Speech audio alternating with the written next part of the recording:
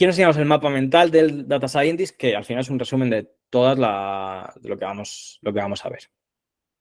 La parte del entrenamiento, que sería la tercera etapa, aquí también hay bastante caña. Primero, volvemos a repasar los tipos de problemas, porque según cómo sea el problema, tendremos que elegir unos modelos u otros, unas métricas u otras.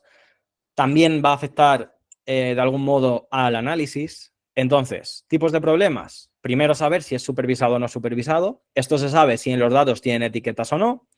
En caso de que tengan etiquetas y sea supervisado, pues va a haber regresión si queremos predecir números o clasificación si queremos predecir clases, que sea perro o gato, y número pues que sea una altura, una nota, unas ventas. No supervisado, bueno, pues clustering para agrupar cuando no tenemos etiquetas o generativo. Dentro de regresión, ejemplos, predicción de valores a partir de otros datos etiquetados. Imaginaos una predicción de ventas, en este caso que es con tiempo, es un forecasting. Ese es un ejemplo de regresión. Ejemplo de clasificación, bueno, pues predicción, lo que os decía, ¿no? Predicción de categorías. Ejemplos concretos, predicción de ventas de regresión o predicción de nota de alumnos. Estos serían de regresión. Y de clasificación, clasificar un tumor según una resonancia magnética, como benigno o maligno. Esto se está haciendo y se está investigando bastante. O predecir si un opositor va a pasar las oposiciones o no en base a tiempos de horas de estudio, intentos previos, yo qué sé, carrera, etcétera, etcétera. ¿Vale? Pues también se puede sacar. Ejemplos de clustering, que al final es encontrar patrones similares, sistemas de recomendación o segmentación de clientes. Pues sistemas de recomendación en redes sociales es un ejemplo de cómo nos recomiendan contenido, o segmentación de clientes para ofrecerles unas ofertas u otras, también podría ser con clustering. Y la generativa, pues generar imagen, textos y demás en base a textos, ¿vale? Que es al final pues el uso que tiene ChatGPT, Gemini y demás. Entonces, tipos de problemas. Estos tipos de problemas vamos a tener que saberlos y esto llevará a diferentes modelos de Machine Learning. Aquí lo mismo.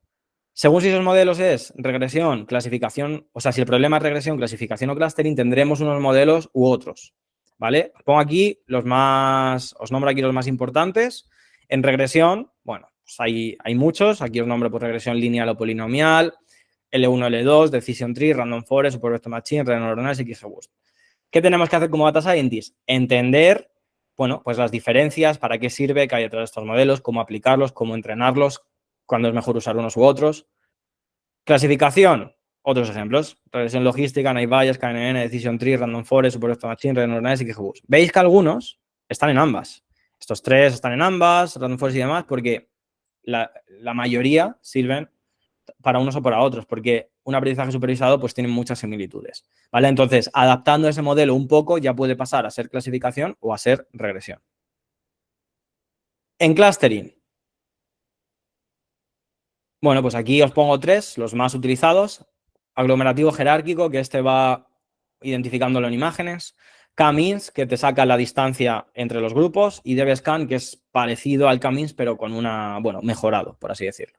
¿Vale? Son los que más se utilizan. Aquí simplemente os los nombro para que veáis que, bueno, pues algunos modelos, algunos según el nivel en el que estéis os sonarán, otros no. Si habéis estudiado estadística básica os sonará regresión lineal, por lo menos, o polinomial, si venís también de la parte de física o matemáticas. Luego otros sí que son más puros de machine learning y demás, ¿vale?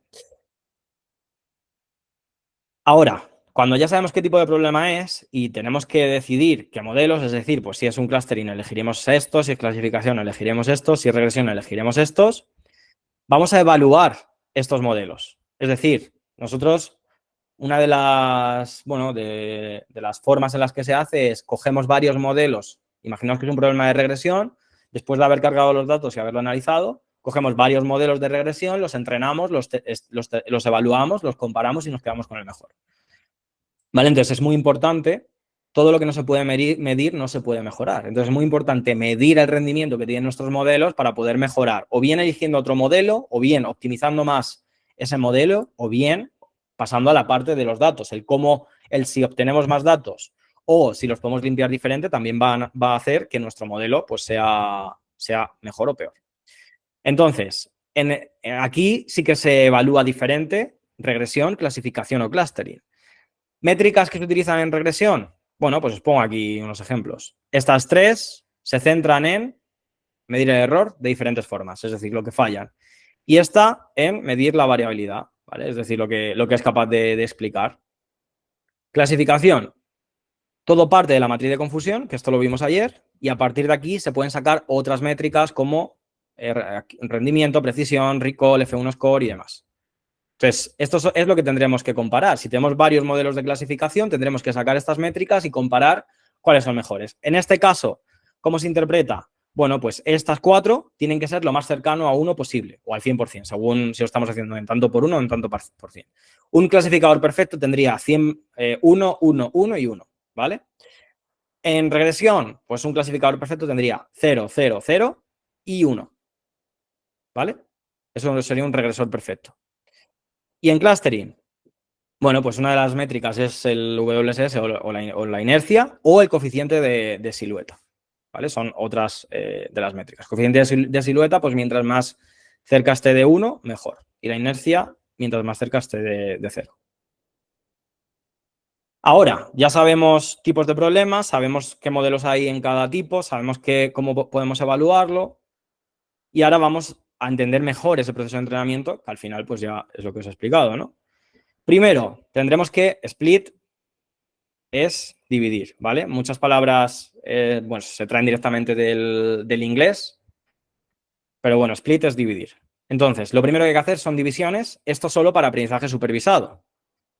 Recordad, una división entre X e Y y otra división entre train y test, 80% o 20%. Siguiente, entrenar varios modelos. Pues una de las opciones que se suele hacer es entrenar un modelo base o entrenar varios modelos, y ahí depende.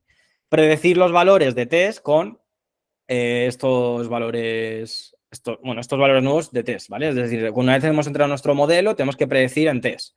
Con ese valor de test tenemos que compararlo con el valor real y evaluar los modelos. Y esto hacerlo con nuestro modelo para ver si lo podemos mejorar o con todos los modelos para ver cuál es el mejor.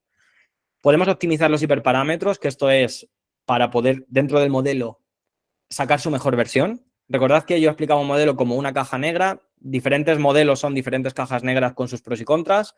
Dentro de cada modelo, pues va a tener unas tuercas, que son los hiperparámetros, que según cómo las ajustemos, va a funcionar mejor o peor para nuestros datos.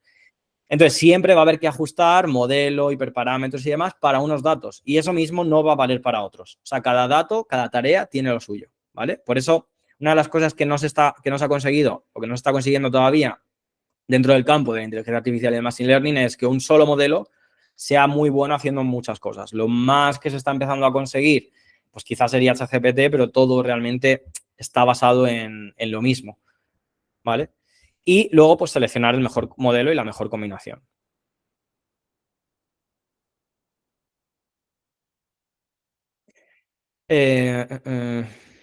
Vale, proceso de entrenamiento, evaluación, modelos y demás. Ahora lo vamos a ver con un ejemplo. Y lo último es cuando ya sabéis todo esto, cuando ya sabemos qué hay que hacer en cada parte, ¿cómo lo hacemos? Bueno, pues para eso no se tiene que hacer a mano ni se tiene que hacer bajándonos a nivel super ultra mega matemático. Usaremos la programación, usaremos lenguajes de programación. Cada lenguaje de programación, pues digamos que se escribe de una forma y un lenguaje de programación básicamente es cómo nosotros le damos instrucciones a un ordenador para que por dentro haga cálculos. Los ordenadores por dentro lo que tienen todos son cálculos matemáticos y entonces con la programación nosotros le damos instrucciones a ese ordenador mediante un programa. Nosotros aquí seremos capaces de, para ese lenguaje de programación, que es Python, que se complementa con sus librerías, pues ya está hecho para decirle pues, que coja estos datos, que los analice y demás. Nosotros tendremos que darle las indicaciones y hacerlo lo más óptimo posible, ¿vale? Entonces, herramientas. Bueno, todo, veréis aquí Python, pero bueno, primero, herramientas para cargar los datos, es decir, ¿vale? Esas fuentes de datos tienen esos datos a los que yo quiero conectarme para luego trabajar con ellos. ¿Cómo lo hago? Bueno, pues si son bases de datos relacionales, SQL y te puedes conectar, MongoDB y te puedes conectar, Pandas, que es una librería de Python, ¿vale? También aquí puedes cargar Excel, CSV, JSON, HTML y otros tipos, o otros. Otros, bueno, pues pueden ser otras formas de cargar los datos. Hadoop, Spark, BigQuery, o sea, hay muchas formas de cargar los datos. Las más comunes son estas, pero bueno, hay otro tipo de conexiones. Muchas se basan ya en estas, ¿vale? Una vez ya cargamos los datos con estas herramientas, pasamos a analizar y visualizar. ¿Qué herramientas usaríamos en esta segunda etapa? Normalmente, que todo esto son también librerías de Python. Una es NumPy, que NumPy es para la parte más matemática y estadística. Pandas, que sirve también para cargar datos, pero también sirve para trabajar con tablas, limpiarlas, analizar, procesarlos. Y aquí tenemos dos, Matplotlib, Seaborn, podríamos añadir también alguna más, que también son librerías de Python, que esto sirve para crear los gráficos, crear incluso pues dashboards si queremos crearlos y demás, ¿vale? Obviamente hay muchas más librerías, cada librería pues es para una cosa. Al principio, bueno, pues no puedes tener lío entre qué librería usar para qué y demás, pero bueno, pues tienes que aprender para qué sirve cada librería, cómo se utiliza, en qué contexto, cuándo es mejor utilizar una u otra y demás, ¿vale?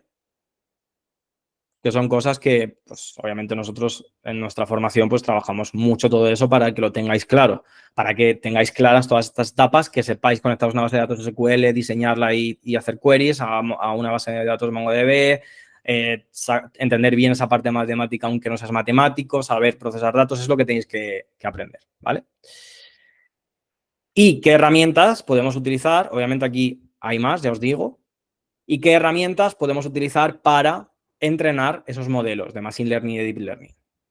Pues dentro de Machine Learning, porque hay división, porque aunque pertenecen al mismo campo, pero Deep Learning es un poco especial. Necesita más datos, es más complejo.